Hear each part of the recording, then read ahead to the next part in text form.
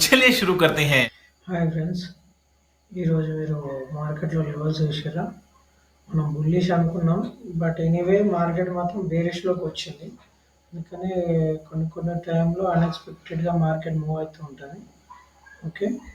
కానీ మన లెవెల్స్ మాత్రం కరెక్ట్‌గా పనిచేసినాయి. మీరు గమనిస్తే 25,324ని నియర్ బై అక్కడికెళ్ళింది. బట్ ఎప్పుడైతే మనకు 25,247 బ్రేక్ అయిందో అక్కడి నుంచి మనకు మార్కెట్ అన్నది కన్సల్టేషన్ కంటిన్యూగా కిందికి వచ్చేసిందన్నమాట.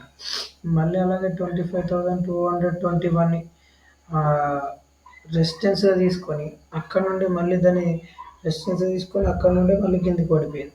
25,161 నుంచి బ్రేక్ అయిపోయి మనకు 25,123 వరకు వచ్చిందన్నట్టు.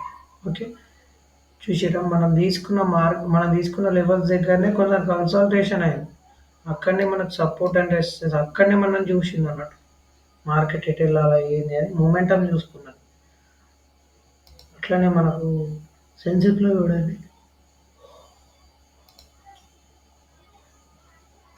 సెన్సెక్స్‌లో కూడా సేమ్ విధంగా ఈరోజు మన లెవెల్స్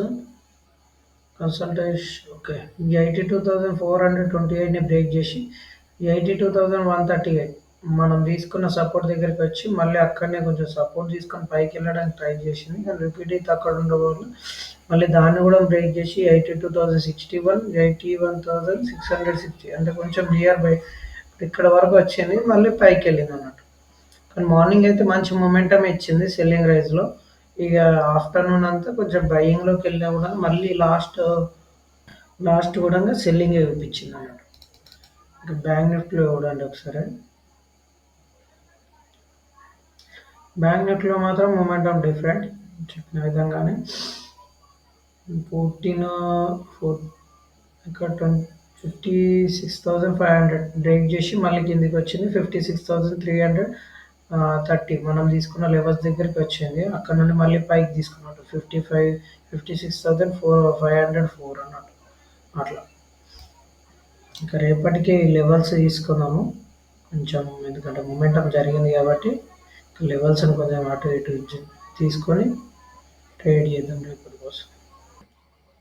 నిఫ్టీలో రెసిస్టెన్స్ వచ్చేసి 25,309 రూపీస్. అదే నార్మల్ రెసిస్టెన్స్ వచ్చేసి 25,176 అన్నట్టు. ఓకేనా. అదే సపోర్ట్ వచ్చేసి 25,660 దాన్ని కూడా బ్రేక్ చేస్తే 24,900. ఓకేనా. సరే సెన్సెక్స్లో కూడా చూద్దాం. సెన్సెక్స్లో వచ్చేసి రెసిస్టెన్స్ 82,569 నియర్ బై సపోర్ట్. అంటే ఇందులో కన్సల్టేషన్ జోన్ అన్నట్టు. ఇప్పుడు మనకు ఎప్పుడైతే 82,428 నుండి 82,569 వరకు కన్సల్టేషన్ జోన్ ఉంటుంది. ఇంకా అక్కడ నుండి 82,160 అన్నది ఇంకా అది నార్మల్ రెసిస్టెన్స్. దాన్ని కూడా అంటే ఇది రెసిస్టెన్స్ కిందికే, ఎందుకంటే పైన ఉంది కాబట్టి. బట్ సపోర్ట్ వచ్చేసి 81,783 దాన్ని కూడా బ్రేక్ చేస్తే 81,215. ఓకేనా. బ్యాంక్ నిఫ్టీలో చూద్దాం. ఓకే.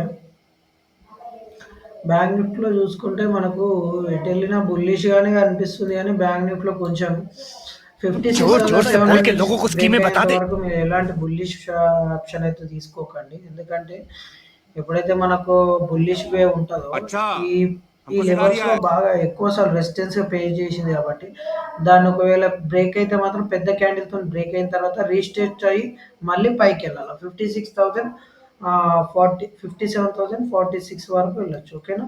ఒకవేళ 56,537ని బ్రేక్ కాకుండా కిందికి వస్తే 56,229 బ్రేక్ చేస్తే 56,049 దాన్ని కూడా బ్రేక్ చేస్తే 55,847. ఓకేనా.